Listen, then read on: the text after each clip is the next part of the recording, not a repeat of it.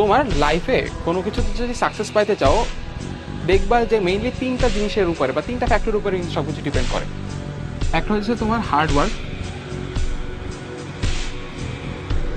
আর আরেকটা হচ্ছে ট্যালেন্ট, আর আরেকটা হচ্ছে তোমাদের লাক।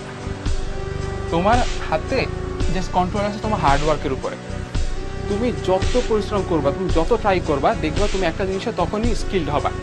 নর্মালি যেটা হয়, মানুষরা হতেছে ফার্স্টেই ধরে নেয়, অ্যাজিউম করে নেয় যে জিনিসটা কঠিন। তুমি যদি ট্রাই না করো তুমি বুঝবা কীভাবে? হ্যাঁ, তোমার হইতেছে লাইফে রিস্ক নেওয়া শিখতে হবে। মানুষরা এই যে রিস্ক নিতে পারে না, মানে চিন্তা করে যে হইতেছে আমার এটা যদি আমি না পারি, আমি যদি এটা ফেল করি। বাট তুমি যদি ভাই ট্রাই না করো তুমি বুঝবা কীভাবে তুমি পারতেছো নাকি? তোমার লাইফটা অনেকটা হচ্ছে তোমার, আমি বলবো যে সাইন ওয়েভের মতো। হ্যাঁ, তুমি হইতেছে এখানে ট্রাই করতে থাকবা, দেখবা যে তোমার হচ্ছে কোনো প্রোগ্রেস হইতেছে না, একটা মোমেন্ট পর্যন্ত আগাইতে থাকবা, মানুষরা এই পর্যন্ত যায় থেমে যায়। ঠিক আছে, তুমি একটু কষ্ট করতে করতে করতে যদি তুমি এই লেভেল পর্যন্ত একবার চলে আসতে পারো হার্ডওয়ার্ক করতে করতে, পরবর্তীতে এই জিনিসটা তোমার ফ্লোতে চলে আসবে, এইটার জন্য আর তোমার ইফোর্ট দেওয়া লাগবে না।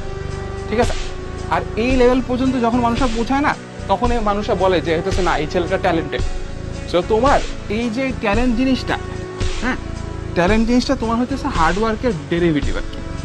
তোমার ট্যালেন্ট জিনিসটা তোমার হইতেছে নিজের গ্রো করা লাগে। অবশ্যই ন্যাচারালি ট্যালেন্টেড অনেকে আছে, বাট এটা পার্সেন্টেজ খুবই খুবই কম। যেমন মনে করো যে বইটা ফার্স্ট বই আসি, ও মেডিকেলও ফার্স্ট হয়েছে, বইটা ফার্স্ট হয়েছে, ঢাকা ইউনিভার্সিটি ফার্স্ট হয়েছে। সো এরকম মানে খুবই রেয়ার কেস পাওয়া যায়। আমরা যারা নর্মাল মানুষ আছি তাদের করতে হয় কি, এই হার্ডওয়ার্ক দিয়ে দিয়ে দিয়ে তাদের একটা লেভেল পর্যন্ত আসার পরে মানুষ ওটাকে তখন ট্যালেন্ট নাম দেয়।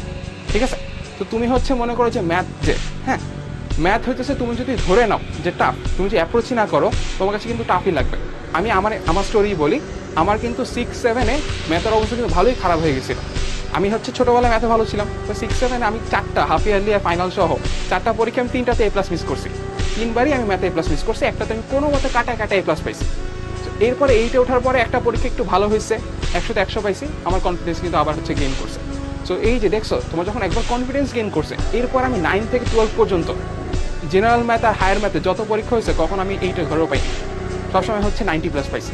সো তুমি হচ্ছে যত ট্রাই করবা, তুমি হচ্ছে দেখবা যে তোমার ওইটার প্রতি ভীতি কেটে যাবে।